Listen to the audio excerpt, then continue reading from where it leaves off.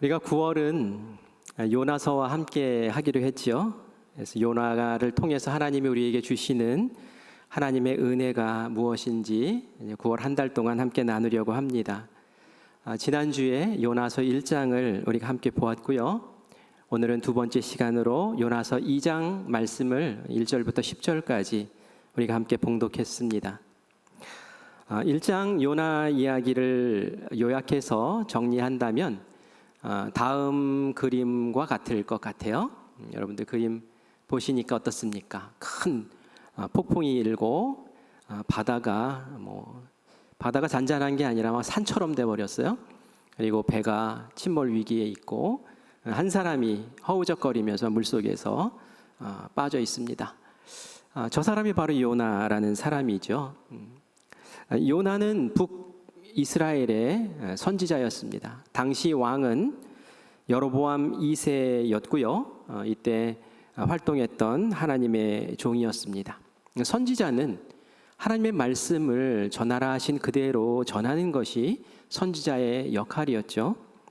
어느 날 하나님이 요나에게 말씀으로 임하셨어요. 니느웨 성에 가서 내가 전하라는 말씀을 전해라 라는 것이었고요.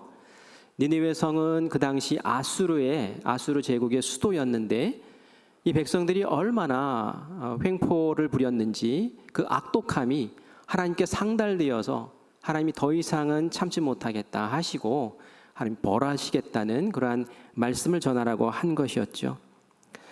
요나가 하나님의 명을 받고 니느웨로 가지 않았습니다. 곧바로 욥바라는 항으로 갔고요. 그 항구에서 다시스로 가는 스페인의 남부에 있는 풍요로운 도시로 가는 배에 올랐죠. 왜 그렇게 했습니까? 그것은 하나님의 얼굴을 피하기 위해서였다고 말씀 가운데 나옵니다. 하나님의 얼굴을 피해서, 하나님의 그 시선을 피해서 다시스로 향하는 배에 미창으로 들어가서 거기서 잠을 자면서 하나님을 외면했습니다. 그런데 하나님이 어떤 분이십니까? 도망가냐? 하나님이 추적에 나서기 시작하십니다. 그 배가 지중해를 통과하는 배였기 때문에 이 지중해 바다를 하나님이 뒤엎기 시작하셨죠.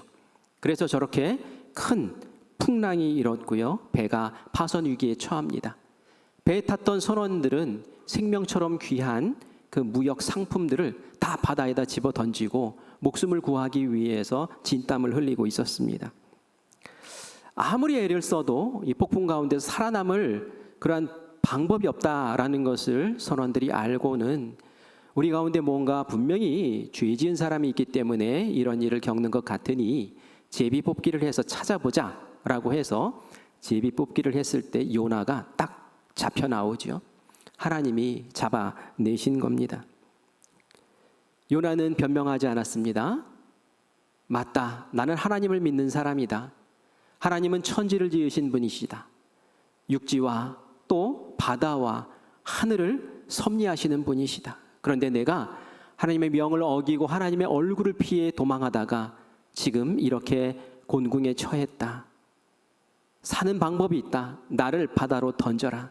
너희 가운데서 나를 뽑아내서 바다로 던지면 너희들이 살 것이다 라고 이야기하고 선원들이 하나님 앞에 기도했죠.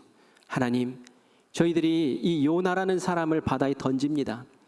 우리가 이 사람을 죽입니다. 그런데 우리의 손에서 그 죄를 찾지 마시기 바랍니다 하면서 요나를 집어 던졌어요. 요나가 지금 물에 저렇게 허우적거리고 있습니다. 이 요나서 1장에 나오는 말씀이었죠. 우리가 이 말씀을 가지고 여러 가지를 생각했습니다. 그런데 이 말씀을 보면서 1장에서 딱 끝나면 우리가 와, 하나님 정말 무서우신 분이구나. 선지자가 직무유기를 하고 자기 일을 하지 않고 도망을 가니까 끝까지 찾아가셔서 심판하고 징계하시는 굉장히 무서운 분이시구나. 마치 군부대를 탈영한 탈영병을 추적해서 끝까지 잡아내는 군인 경찰처럼 결국은 잡아내고 결국은 벌하시는구나. 정말 무섭다. 우리가 1장의 이야기만 보았으면 아마 이렇게 해서 하나님에 대한 이해를 가지고 마쳤을 것 같아요. 하지만 이어지는 이야기가 2장, 3장, 4장 계속 하나님의 다른 모습들을 우리에게 보여주죠. 1장의 마지막 절 말씀을 우리 같이 읽어보겠습니다. 시작. 여호와께서 이미 큰 물고기를 예비하사 요나를 삼키게 하셨으므로 요나가 밤낮 3일을 물고기 뱃속에 있으니라. 아멘. 하나님께서 바다를 뒤흔들고 엎으실 때에 하나님이 미리 또 한 가지를 준비하셨어요. 분명히 요나를 바다에 던질 것이고, 던지지 않으면 배를 쪼개서라도 요나가 물속에 빠질 것이고, 그리고 내가 준비한 이 물고기를 통해서 요나를 삼키게 하리라 라는 그런 계획이 있으셨던 거죠. 죽음으로 끝나는 게 아니었어요. 하나님은 요나를 미리 준비하신 물고기에 삼키게 하심으로, 그래서 이 요나를 훈련시키시고 요나를 바꾸시기 원한 줄 믿습니다. 물고기 뱃속에서의 3일, 얼마나 끔찍한 3일이었겠어요? 그런데 이 3일을 통해서 요나는 변화됩니다. 그래서 어떤 사람은 얘기해요. 요나가 물고기 뱃속에 들어가 있었던 이 때를, 이 시기를 훈련받는 학교에 입학한 때라고 그렇게 이야기를 하기도 합니다. 물고기 뱃속 학교라는 거죠. 여러분, 사람이 물고기 뱃속에서 살 수 있을까요? 어떤 사람은 얘기합니다. 야, 물고기가 저게 이빨이 있을 텐데 이빨에 무사했나? 뱃속에 들어가면 위장에 들어갔을 텐데 그러면 위장에서 소화액이 나와서 다 녹여버리지 않았을까? 위장에 들어갔으면 숨은 어떻게 쉬었을까? 공기가 없을 텐데. 이런 이야기를 하면 정말 뭐 이게 정말 있었던 이야기인가? 있었던 사건이었을까? 우리가 헷갈리고 아닌 것 같은데 이거 동화 아니야? 이거 꿈 이야기 아니야? 하면서 의심할 수밖에 없죠. 본문의 이야기로 우리가 들어갈 수가 없어요. 그런데 우리가 지난주에도 말씀드린 것처럼 예수님이 마태복음 12장에서 예수님의 메시아 되심을 자꾸 증거로 보여달라라는 그런 종교 지도자들에게 이 요나의 이야기를 하게 됩니다. 너희들이 지금 나에게 자꾸 표징을 보여달라고 하는데 내가 너희들에게 보여줄 수 있는 표징은 요나의 그 표적밖에 없다라고 그렇게 말씀을 하시죠. 그 당시 예수님은 이미 많은 사람들에게 병을 고치는 역사도 베풀어 주셨고 귀신도 내어쫓고 심지어는 죽은 사람도 살리시고 하나님의 그 능력, 그 권세 아니면 할 수 없는 놀라운 일들을 펼치셨어요. 하지만 이것 가지고는 믿을 수 없다는 거죠. 그 정도 가지고 그때의 예수님이 너희들에게 보여줄 수 있는 표징은 요나의 표징밖에 없다. 그 요나가 물고기 뱃속에 3일 동안 들어간 것이 예수님이 십자가에 달려서 죽으신 후에 무덤 속에 3일 동안 있었던 것과 같이 비유해서 대조해서 말씀을 하신 것이고, 요나가 3일 후에 다시 물고기 뱃속에 나온 것은 예수님이 무덤에서 부활하신 부활체로 다시 우리 가운데 나타나신 것을 이야기하는 거죠. 그게 바로 메시아다, 하나님의 아들이시다 라는 것을 증거할 수 있는 유일한 표징이다라고 선언하셨던 것을 기억을 합니다. 예수님이 만약에 이 요나 이야기가 동화 같은 이야기였다면 예수님의 그 거룩한 부활 사건에 동화를 같이 붙여가지고 말씀을 하셨을까요? 초대교인들은 이 요나의 이야기를 굉장히 많이 언급하면서 이 요나의 이야기를 그 신앙의 중심에 새겼다고 얘기를 해요. 이것이 한낱 꿈 이야기였다면 그렇게 했겠느냐는 말이에요. 이것은 분명히 사실이고 정말 하나님께서 일으키셨던 역사다라는 그러한 확실함이 있었기 때문에 예수님조차도 그렇게 말씀하신 줄 믿습니다. 사실 성경에는 우리의 상상을 초월하는 여러 가지 사건들이 기록되어 있어요. 홍해가 갈라진 사건이 있잖아요. 그래서 이스라엘 그 많은 백성들이 땅을 밟고 그 바다를 건넌 사건이 있습니다. 예수님이 물고기 2마리, 떡 5개로 많은 사람들을 5,000명을 먹이신 사건도 있지 않습니까? 그게 사람의 생각으로 될 일입니까? 광야에서 이스라엘 백성들이 고기를 달라고 부르짖자 하나님께서 메추라기를 몰아보내셔가지고 그들에게 정말 질리도록 먹이시는 그런 사건도 있었어요. 그뿐만입니까? 예수님이 한밤에 물 위를 저벅저벅 걸어서 제자들이 타고 있는 배까지 걸어오셨어요. 이게 뭐 동화 같은 이야기 아닙니까? 하지만 우리는 그것을 동화라고 여기지 않습니다. 왜요? 하나님은 전능하신 분이시고 하나님은 그 일을 하실 수 있기 때문인 줄 믿습니다. 오늘 하나님이 요나에게 큰 물고기를 보내셨다? 그렇게 하실 수 있는 하나님이신 줄 우리가 믿습니다. 그래서 이 이야기를 동화로 받을 것이 아니라 정말 하나님께서 요나에게 지금 무언가 일을 하시기 위해서 역사하시는구나라는 것을 기억하시면서 이 말씀 가운데 우리가 발걸음을 둬야 될 줄 믿습니다. 실제로 제가 인터넷에서 찾아봤어요. 고래에 먹혔다가 살아난 사람이 혹시 있을까 해서 찾아봤더니 있어요. 근데 여러 명 있더라고요. 그 중에 한 사람이 제임스 바트레이라는 사람인데 1891년도에 이 사람은 고래 잡는 사람이었대요. 배를 타고 바다를 다니면서 작살로 고래에게 던져서 고기를 잡는 사람이었죠. 그런데 그 작살을 던지다가 배에서 미끄러져 가지고 바다로 풍덩 빠진 거예요. 고래가 넙죽 삼켜버렸대요.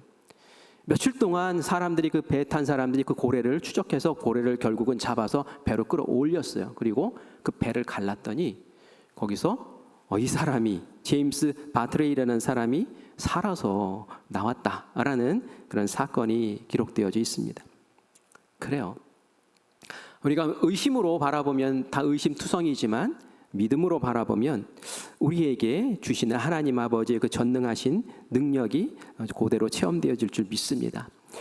요나가 큰 물고기 뱃속에 빨려 들어갔어요. 생각만 해도 끔찍하죠? 피노키오라는 동화 여러분 아십니까?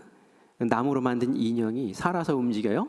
근데 이 인형이 물고기 뱃속에 들어가요. 할아버지를 구하려고. 근데 물고기 뱃속에서 빠져나오더라고요. 어떻게 빠져나오냐면 거기서 모닥불을 피워가지고 이 고기가 뜨거워 해가지고 이제 토해내는 그런 장면이 나오는데 그건 동화니까 그 정도까지 상상을 한 것 같아요. 사실 물고기 뱃속에 들어가서 뭘 하겠습니까? 꼼짝없이 그 위장 속에 갇혀 있는 거죠. 사방이 꽉 막혀 있고 캄캄히 빗줄기 하나 들어오지 않는, 아무리 어둠에 익숙해진 것 같아도 아무것도 보이지 않는 그 자리. 손으로 만져보니 물컹물컹한 것이고 또 같이 삼킨 생선들 녹아나는 그런 냄새가 코를 팍팍 찌르고 도대체 이곳에 소망이 있나? 이곳에서 살아갈 수 있겠나? 나 죽었구나. 꼼짝없이 죽었구나. 라고 하는 그런 상황 가운데 이 요나는 빠져들고 말았습니다. 요나가 고백을 해요. 물고기 뱃속이라고 이야기하지 않고 그의 이야기를 들어보면 스올의 뱃속이다 라고 표현을 합니다. 이 스올이라는 것은 죽은 사람이 가는 곳, 지옥을 얘기하는 거거든요. 지금 그 요나의 상황이 마치 정말 꼼짝달싹 못하고 죽고 싶어도 죽지 못하는 그런 끔찍한 상황 가운데 처했다라는 표현을 내가 지금 스올의 뱃속에 있다라고 표현을 했다는 거예요. 여러분, 우리 인생 가운데 이 스올의 뱃속 같은 때를 여러분 경험하지 않았습니까? 경험하지 않고 이제까지 살아왔다면 정말 복받은 사람이에요. 그런데 저도 인생을 짧은 인생이지만 돌이켜보니 스올의 뱃속 같은 그런 때가 한두 차례 있었던 것을 보게 됩니다. 건강의 문제로 스올의 뱃속 같은 경험을 하는 경우도 있고요.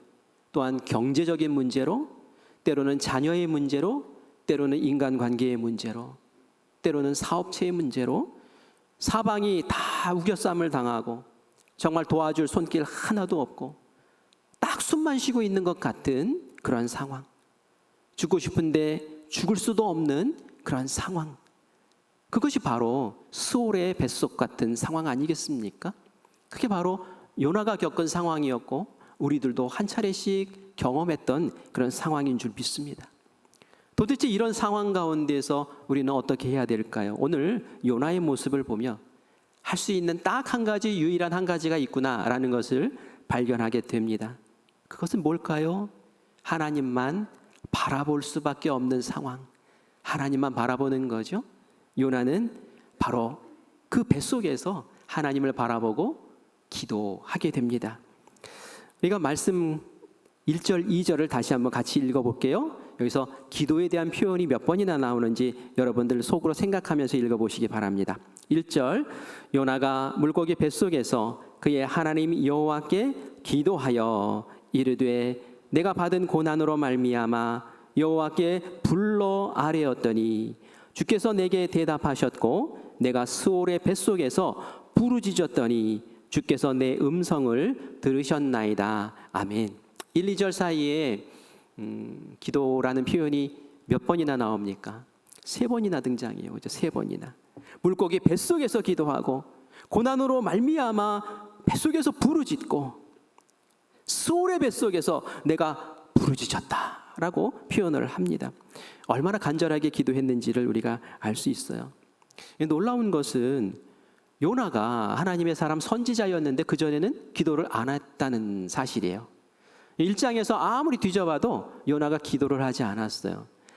풍랑을 만나고 배가 쪼개질 상황이 되었는데도 기도하지 않았어요. 바다에 던져질 상황이 되었는데 요나가 기도하지 않았어요. 왜 기도하지 않았을까요? 요나가 하나님의 얼굴을 피해서 도망을 치고 있는 중이잖아요. 기도는 하나님의 얼굴을 보는 것이고 기도는 하나님을 바라보는 것이잖아요. 근데 지금 요나가 열심히 하나님은 또 도망을 가는데 어떻게 기도를 할 수 있었겠습니까? 그래서 하나님의 사람임에도 불구하고 1장의 모습을 보면 전혀 기도하지 않는 요나의 모습을 보게 됩니다. 언제 기도 시작합니까? 죽을 상황이 되었을 때.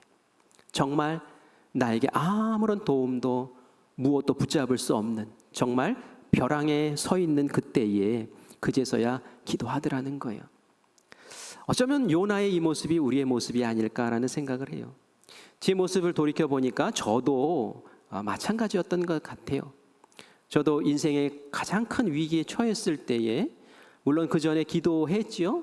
그런데 정말 스올의 뱃속에 들어간 상황 같은 그때에 무릎 꿇고 부르짖어 기도한 것과 이전에 기도했던 것과는 차원이 달랐어요. 이전에 기도했던 것은 약간은 습관적이고 약간은 형식적이고 약간은 남의 기도하는 것처럼 그렇게 기도했다면 정말 스올의 뱃속에 갇혔을 때의 그 기도는 정말 하나님께만 집중하고 하나님께만 생명 걸고 정말 간절함으로 부르짖으며 하나님을 만났던 그런 기도의 때가 있었단 말이죠. 하나님은 왜 요나를 죽이지 않고 요나를 그렇게 큰 물고기에 삼키게 하셨을까요? 그것은 바로 이것을 가르치기 위해서 너는 나를 바라봐야 될 사람이야. 나를 바라봐야지 지금 어디를 도망가. 너는 내 손에 있는 내 사람이야 하면서 하나님을 바라볼 수 있는 그 눈을 열어주기 위해서인 줄 믿습니다. 요나가 물고기 뱃속에서 영적인 각성을 하게 되죠. 깨어납니다. 그리고 하나님을 바라봅니다. 그리고 그 속에서 요나가 할 수 있는 유일한 한 가지 바로 기도, 부르짖는 기도를 회복하게 됩니다. 이게 바로 물고기 뱃속에서 요나가 수업받은 1교시 수업이었어요. 기도하는 것, 다시 기도하는 것. 기도가 전부입니다. 그 속에서 할 수 있는 유일한 것이면서도 전부였어요. 그게 바로 기도라는 거죠. 우리가 신앙생활 할 때에 기도가 이렇게 중요한 거예요. 우리가 기도가 너무 익숙한 것 같고 너무 흔한 것 같고 그래서 기도의 중요성을 모르면서 이렇게 살 때가 많이 있습니다. 기도하셔야 되는 거예요.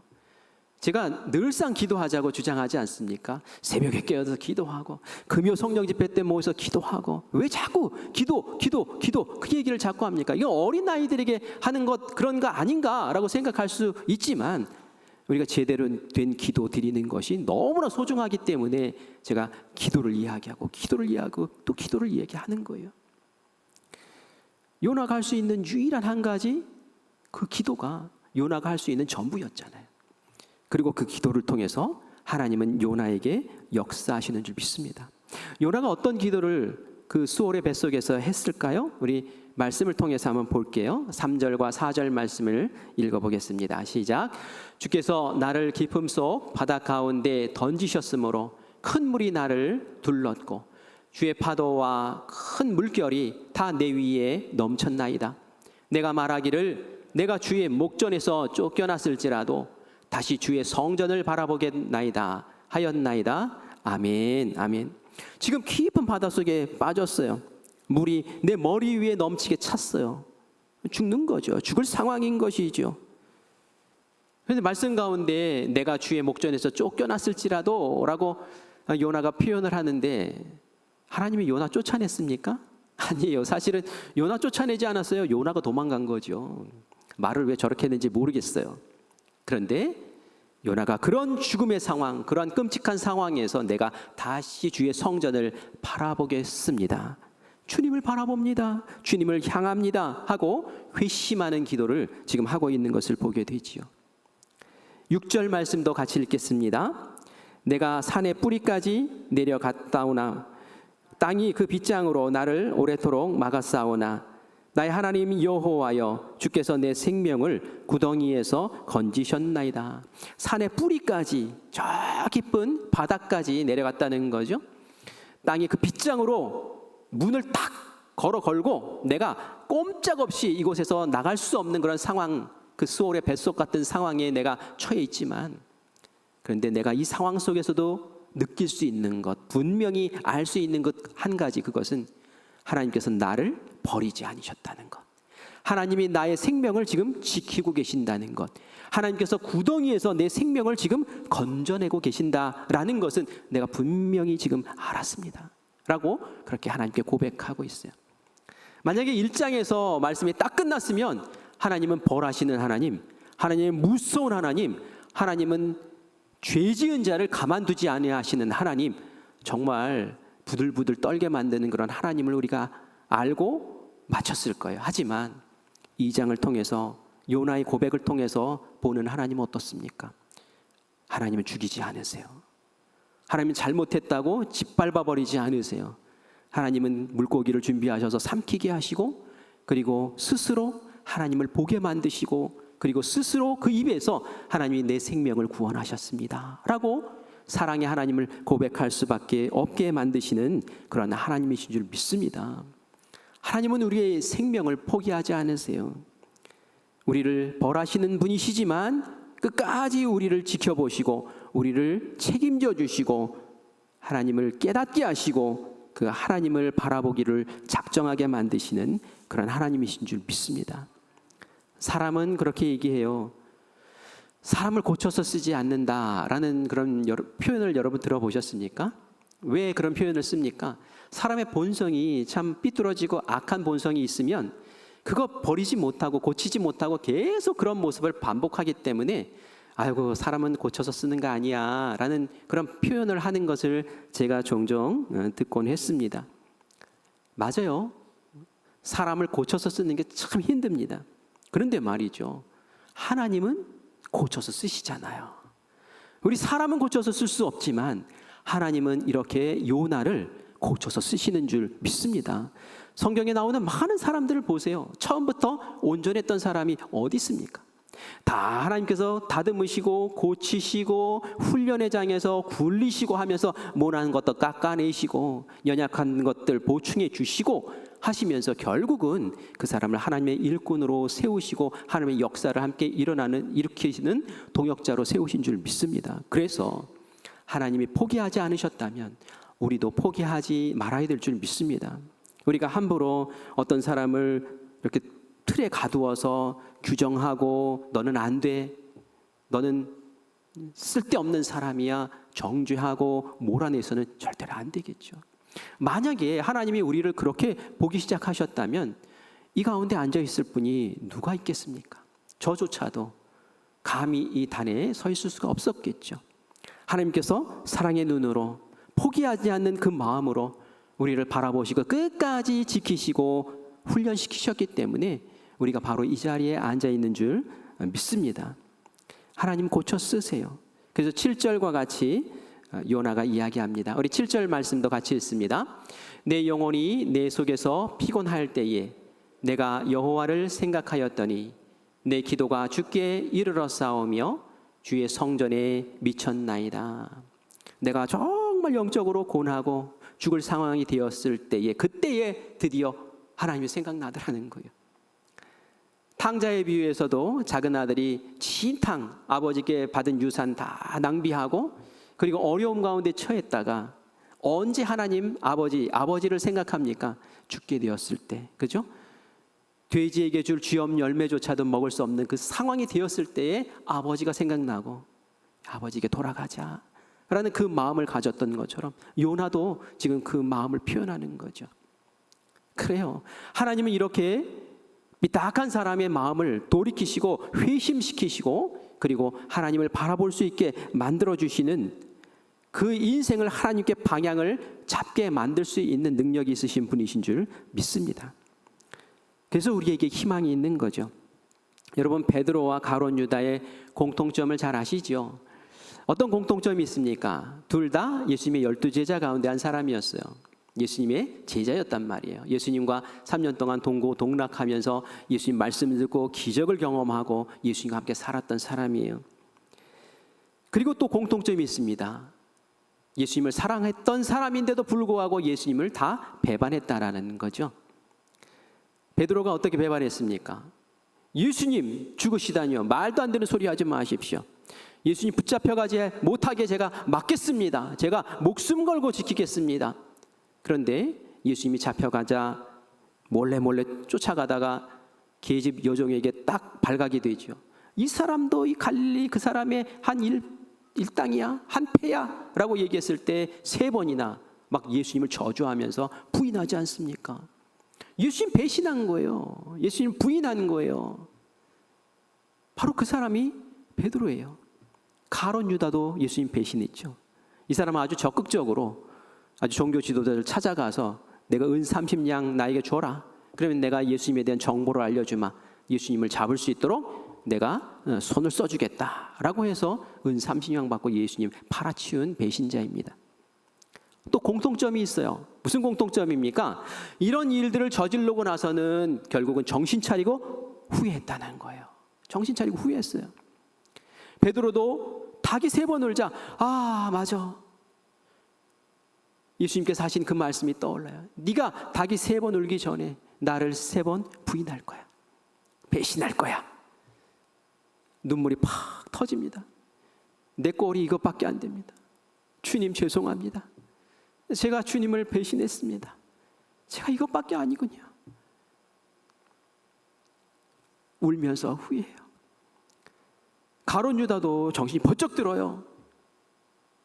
마귀가 그 마음가에서 싹 빠져나가자 제정신이 돌아옵니다. 내가 지금 무슨 짓을 했지?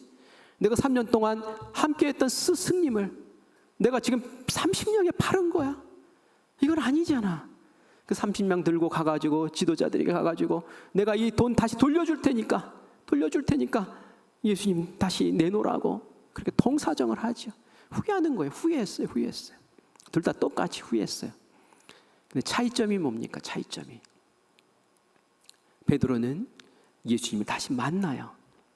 후회하고 예수님을 만나고 예수님의 앞에서 회개하고 그리고 예수님이 품으시는 그 은혜 속에서 다시 뜻을 하나님께 정하고 그리고 그 인생을 마감하는 순교하는 그 순간까지 그 길에 벗어나지 않고 예수님 쫓아갔어요. 가룟 유다는 어떻게 했습니까? 후회하고 낙심하고 좌절하고 죽자 그리고 목매서 스스로 자살함으로 그 인생을 마쳐버리는 것을 보게 됩니다. 이 요나는 어떻게 했습니까? 요나는 그 뱃속에 들어갔을 때에 좌절하지 않고 하나님을 봤어요. 다시 마음을 돌이켰어요. 회개했어요. 이 회개를 통해서 하나님은 요나를 새롭게 고쳐서 사용하시는 줄 믿습니다. 그래서 회개가 이렇게 중요한 거예요. 하나님 앞에서 회개하는 것이 이렇게 소중한 겁니다. 그래서 회개의 자리, 회개의 기도, 회개의 눈물이 우리가 하나님 앞에서 새로워지고 인생을 바로 고쳐잡고 하나님 안에서 복된 인생으로 다시 삶을 꾸려나가는 귀한 자리인 줄 믿습니다. 그래서 여러분들이 회개하는 것을 머뭇거리지 마세요. 하나님 앞에서 이게 잘못됐어, 문제야 라고 생각되는 것이 있으면 나의 자존심 다 내려놓고 하나님 앞에 무릎 꿇고 하나님 통곡하면서 기도할 때에 그곳에서 역사가 일어나는 줄 믿습니다. 우리 사람도 말이죠. 사람 관계 속에서 회개하면 말이죠. 용서가 되지 않습니까? 죄 없다라고 뻣뻣하게 버티니까 정말 미운 거예요. 제가 정말 잘못했습니다. 제가 정말 잘못했습니다. 그때 제가 왜 그랬는지 참 모르겠습니다. 그런데 생각해 보니 정말 잘못했습니다. 용서해 주세요 라고 하면 누가 용서 안 하겠습니까? 사람도 그런데 하물며 하나님께서 용서 안 하시겠어요? 그래서 우리가 그 회개의 자리를 꼭 기억해야 됩니다. 지금 요나가 뱃속에서 그걸 배운 거예요. 하나님, 제가 이제 마음을 돌이키고 생각을 돌이키고 시선을 돌이켜서 하나님을 봅니다. 하나님의 전에 내 기도가 미쳤습니다 라고 그렇게 고백을 합니다. 2교시가 끝난 거예요. 이제 3교시가 됩니다. 3교시 수업이 뭐였을까요? 그것은 하나님께 감사하면서 하나님 앞에 소원을 고백하고 그리고 사명자로 다시 서겠습니다라고 결단하는 그 모습입니다. 우리 9절 말씀을 같이 읽어볼까요? 같이 읽겠습니다. 시작. 나는 감사하는 목소리로 주께 제사를 드리며 나의 소원을 주께 갚겠나이다. 구원은 여호와께 속하였나이다 하니라. 아멘. 여러분, 어떻게 이런 물고기 뱃속에서 감사를 할 수 있겠습니까? 그런데 감사해요. 요나는 감사해요. 그 상황 속에서 감사해요. 왜 감사합니까? 난 여호와로 인하여 즐거워한다라는 하박국의 고백처럼 다른 상황들은 다 절망 가운데 있지만 하나님이 나의 하나님이니까, 그 하나님이 나의 생명이시니까 라고 그 하나님 딱 붙잡고 하나님께 감사를 돌리는 거예요. 그리고 하나님 앞에 소원합니다.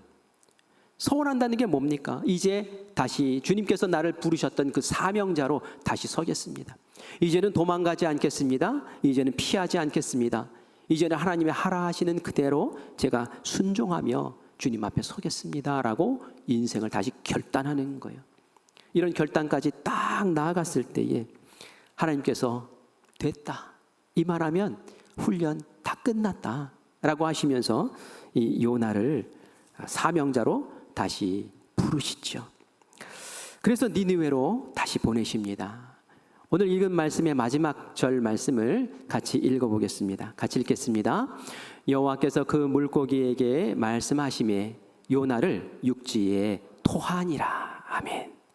그 뱃속에서 모닥불을 지펴서 나온 게 아니라 하나님이 물고기에게 이제 수업 끝이다, 이제 졸업시키자 하고 육지로 토해내라고 해서 요나가 이제 물에서 구원받고 뱃속에서 구원받아 이제 하나님의 사명자로 다시 서는 모습을 보게 됩니다.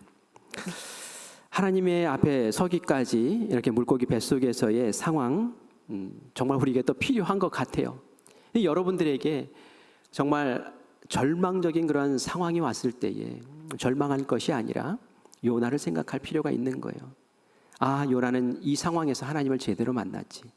아, 요나는 이 상황에서 인생을 바로 고쳐 세웠지. 물고기 뱃속이 중요한 게 아니라 그 상황 속에서 하나님이 주시기 원하시는 그 은혜와 섭리를 딱 붙잡을 수 있는 영의 눈이 열려야지 정말 지혜로운 주님의 자녀가 되는 줄 믿습니다. 그런 사람이 모세가 되는 거고, 그런 사람이 베드로가 되는 거고, 그런 사람이 요나가 되는 것이죠. 제가 이 말씀을 준비하다가 추석 명절이라서 부모님 생각도 나고 또 저희 할아버지 생각도 나고 그랬어요. 여러분, 추석 명절에 주로 어떤 얘기 하십니까? 추석 명절에 막 싸우는 분들도 계시더라고요. 싸우면 안 돼요, 그죠? 어떻게 만난 얼굴들인데 사랑하는 말, 격려하는 말, 위로하는 말들 많이 하셔야죠. 그런데 이왕이면 내가 믿음의 가정에 속해 있다면 믿음에 대한 이야기를 많이 하시는 게 참 좋을 것 같아요. 제가 이제 할아버지 생각이 났다고 했는데 저희 할아버지도 스올의 뱃속에 있었던 경험이 있었거든요. 그 이야기를 제가 할아버지께 직접 들은 것은 아니고 저희 작은 아버지, 목회하시는 작은 아버지, 또 저희 아버지를 통해서 전해 들은 이야기가 있었어요. 6.25 전쟁 때였습니다. 저희 할아버지가 만주에서 피난을 나오다가 북한군에게 붙잡혔대요. 근데 왜 만주에 계셨느냐 하면은 남부지방에 사시다가 너무 삶이 힘들어서 그 당시에 많은 사람들이 만주 벌판으로 가서 그곳에 버려진 불모지를 개척을 해가지고 개간을 해서 그곳에 이제 밭을 만들고 거기에서 삶의 터를 꾸렸다고 해요. 우리 할아버지도 이제 그렇게 하셨던 거죠. 그곳에서 정착하기 위해서 땅을 개가는 돌을 캐내고 하면서 이 옥토로 이렇게 만들어가고 있는 상황이었어요. 그런데 마침 이때에 전쟁이 터졌고 많은 사람들이 이거 분위기가 안 좋다. 빨리 피난 가는 게 낫겠다 해가지고 짐 싸서 피난을 했던 거죠. 할아버지도 저희 할머니 또 자녀들을 다 먼저 내려보내고 그냥 할아버지 혼자서 거기서 남으셨대요. 왜 남았을까요? 그 땅이 아까운 거예요. 그 땅이 아까운 거예요. 이 땅을 팔고 그래도 내가 피땀 흘려서 일군 땅인데 돈이라도 값이라도 좀 받고 가야지 하는 마음으로 그 땅에서 버티고 있었던 거죠. 그런데 거기 있는 사람들이 바보입니까? 이 사람들도 머리가 돌아가잖아요. 버티면 네가 다 놓고 갈 걸? 이걸 아는 거예요. 그러니까 거기서 땅을 안 사는 거죠. 놓고 갈 것을 기다리면서 버티는 거예요. 결국은 저희 할아버지가 제값도 못 주고 몇 푼이나 받으셨는지 모르겠어요. 하지만 여러 날이 지난 다음에 혼자서 그렇게 탈출을 하다가 딱 붙잡혔던 거예요. 근데 이때가 북한군이 또 밀려가고 있었던 상황이었대요. 그래서 포로로 잡아놓은 그 많은 사람들 가운데서 먼저 남자들을 다 총살시키고 가자라고 결정을 하고 남자들을 무더기로 잡아다가 막 그냥 총으로 쏴 죽이는 그런 일이 벌어졌다는 거예요. 할아버지도 순서를 기다리고 있었죠. 잡혀가서 앞에서 죽어나가고 드디어 우리 할아버지 그 앞에 있는 사람들이 이제 총살을 당하기 위해 서 있는 그 때가 됐어요. 그 짧은 시간 기다리는 그 시간에 이 할아버지가 기도를 했대요. 하나님, 제가 이제 죽게 되었습니다. 근데 하나님, 저를 만약에 이 상황 가운데서 살려만 주신다면 제가 하나님의 종으로 평생 헌신하겠습니다. 왜 이런 기도를 했을까요? 할아버지 마음에 그런 찜찜함이 있었던가 봐요.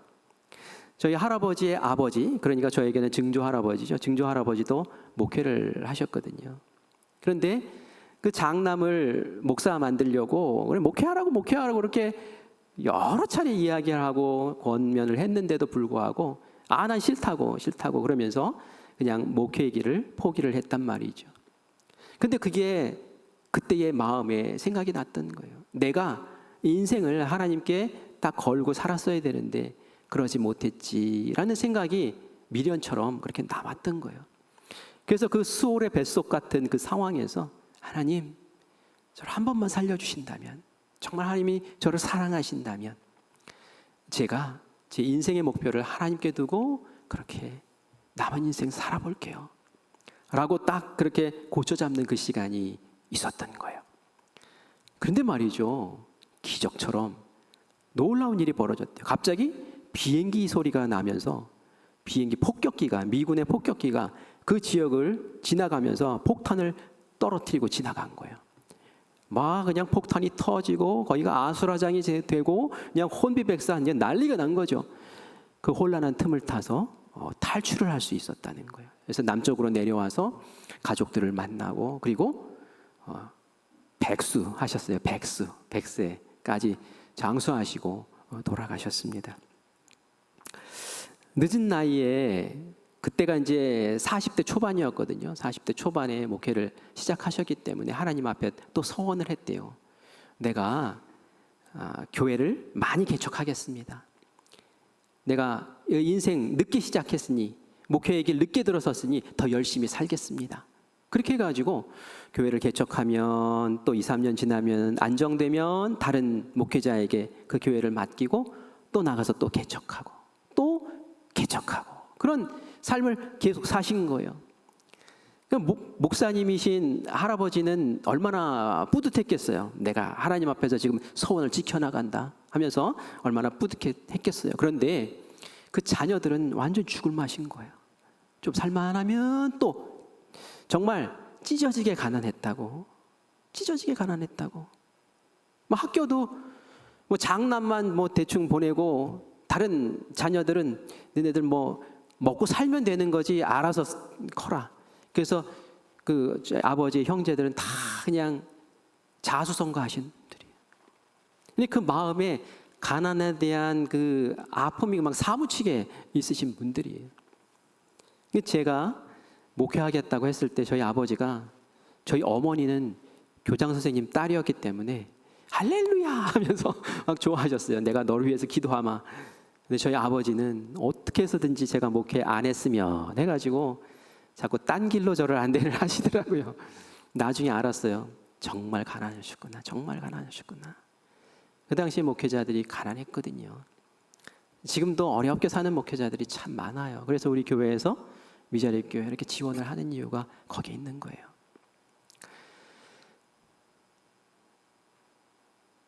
그런데 저희 아버지가 감동받는 일이 있었더라고요. 전주에 있는 제1침례교회, 전주의 제1침례교라고 제1자 들어가면 역사가 깊은 교회입니다. 전주 제1침례교회에서 창립 50주년인지 60주년인지 그런 기념하는 해가 되었을 때에 우리 교회를 개척하신 목사님의 후손들을 초청하자 해가지고, 목사님 돌아가셨으니까 초청하자 해서 거기에 불려가신 거예요.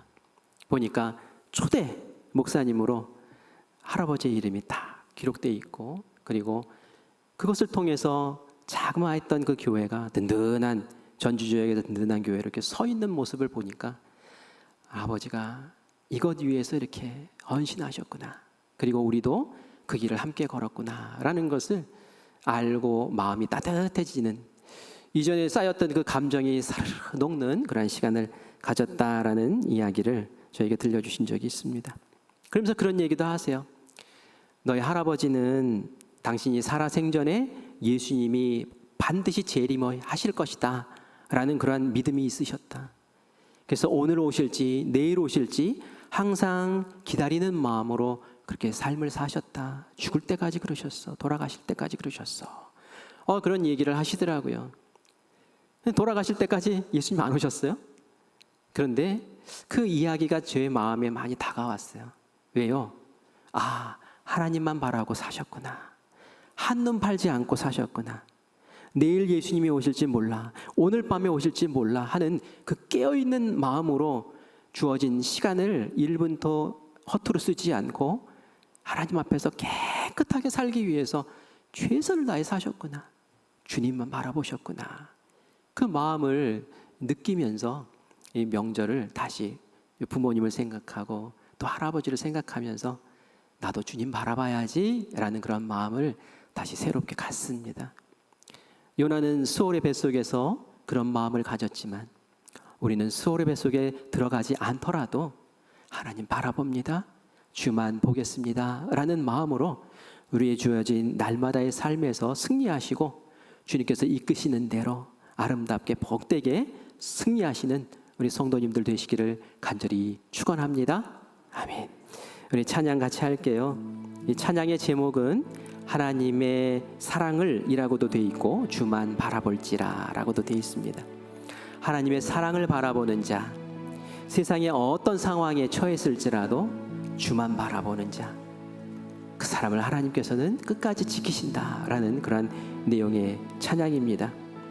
심지어는 우리가 너무너무 힘들어서 하나님 하고 부르짖지 못하고 그냥 끙끙 앓을지라도 그 신음소리조차도 하나님께서는 귀 기울이고 들으시고 거기에 응답해 주시는 하나님이라고 우리에게 말씀하시는 찬양이에요. 우리 찬양을 우리의 고백으로 하나님께 드리고 우리 또 뜨겁게 함께 기도합시다.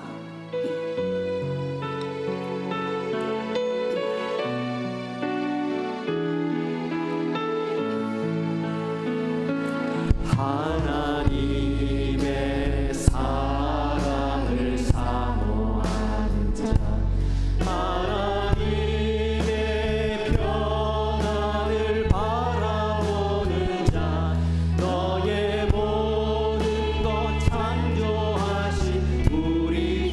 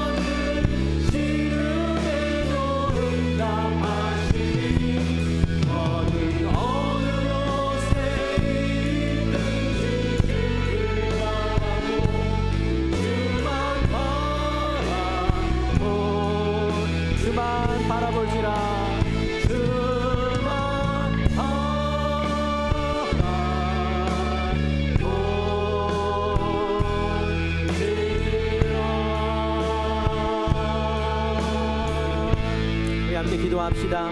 하나님, 우리가 찬양으로 고백한 것처럼 주님만 바라보기를 원합니다.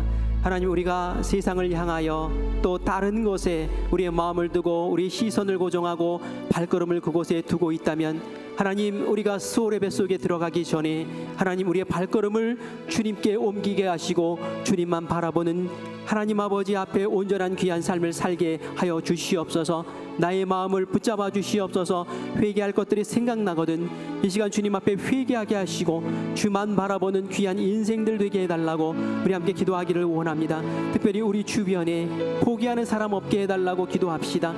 나의 가장 가까운 사람, 내가 정말 사랑해야 될 사람, 내가 그의 인생을 포기하고 저를 위해서 기도할 것을 내려놓고 그렇게 살고 있지는 않은지 다시 한번 돌이켜보게 하여 주시고, 하나님도 끝까지 사랑하시는데 하나님도 포기하지 않으시는데 하나님, 나도 포기하지 않겠습니다. 하나님, 저를 구원하여 주시옵소서. 우리 그 이름을 부르며 함께 기도하기를 원합니다. 수월의 뱃속에 들어가기 전에 아버지, 우리로 깨닫는 지혜가 있게 하여 주시어서 하나님을 향한 귀한 발걸음마다 하나님 역사하여 주시고, 아버지 곤고함 가운데 우리가 신음할 때에 하나님, 우리의 신음조차도 하나님 들어주시어서 요나를 세우신 것처럼 우리를 다시 소망 가운데 세우시옵소서. 우리 함께 주님 부르고 기도하겠습니다. 주여, 하나님 은혜를 감사합니다. 오늘도 주님의 말씀으로 우리의 낙심한 마음을 세우시고 우리의 답답한 마음을 주님께서 시원케 하시는 은혜를 감사합니다. 주님, 내가 수월의 뱃속에 들어가기 전에 하나님 주님께서 주시는 지혜와 이 교훈을 통하여 하나님을 향하여 마음을 정하고 뜻을 정하고 주님 앞에 나아가기를 원합니다. 코로나 상황 통해서 내가 신앙생활이 느슨해지고 기도의 생활이 느슨해지고 하나님 앞에 나오는 모습이 아버지 이전이 같지 않은 것을 인하여 주님 앞에 회개하며 주님 앞에 다시금 서오니 하나님, 기도하는 입술 되게 하여 주시고 주님 앞에 부르짖는 입술 되게 하여 주시고 하나님 소망 가운데 찾는 입술 되게 하여 주시고 아버지 하나님, 우리를 우렁싸고 아버지 답답한 상황 가운데서 주님 바라볼 수 있는 믿음의 용사로 주님께서 다시금 세워주시기를 간절히 원합니다. 하나님은 무서운 분이시기도 하지만 하나님, 그 무서움보다 더 크신 하나님의 귀한 사랑으로 우리를 품으시는 분이심을 알기에 오늘 이 시간 용기를 내어 주님 앞에 다시금 서오니 아버지 하나님, 우리의 인생을 붙잡아 주시고 우리의 인생을 복되게 인도하여 주시옵소서. 하나님, 이 세상에 아버지 우리가 포기하는 인생 없게 하여 주시옵소서. 하나님도 끝까지 사랑하시고 하나님도 포기하지 아니하시는데 하나님, 주님, 내가 입술 열어 나의 사랑하는 부모님을 위하여 기도하고 나의 사랑하는 자녀들을 위하여 기도하고 나의 사랑하는 친척들을 위하여 기도할 때에 아버지 하나님, 저희들을 구원하여 주시옵소서. 하나님, 저희들을 붙잡아 세우시옵소서. 아버지 하나님, 가론 유자 되지 말게 하여 주시고 아버지, 저희들이 회심하여 베드로처럼 쓰임받는 귀한 인생들 되게 하여 주시옵소서. 아버지 하나님, 주님을 향해 나아가는 귀한 발걸음다 아버지 흥왕의 역사가 일어나게 하여 주시고 아버지, 이 명절을 보내며 우리 사랑하는 모든 이들과 함께 아름다운 시간, 복된 시간, 격려하는 시간, 은혜의 시간 보낼 수 있도록 주여 우리를 사용하여 주시옵소서. 모든 말씀 살아계신 예수님의 이름으로 기도합니다. 아멘. 하나님은 어미하신 분이시지만 그 어미하심에 비할 수 없는 귀한 사랑의 왕이신 줄 믿고 감사를 드립니다. 그래서 물고기 뱃속 같은 고난 속에서 숨겨진 은혜를 우리에게 베풀어 주시고 하나님의 그 귀한 섭리 가운데 우리를 살리시고 우리를 귀한 주님의 종으로 사용하시는 줄 믿고 감사를 드립니다. 하나님, 우리의 인생이 늘 주님만 보는 인생 되게 하여 주시옵소서. 그래서 걷는 발걸음이 늘 복된 발걸음 되게 하여 주시고 생명을 살리는 귀한 인생들 되게 하여 주시옵소서. 혹여 우리 사랑하는 성도들 가운데 물고기 뱃속에 들어가 있는 어려움과 아픔 가운데 부르짖고 있는 성도가 있습니까?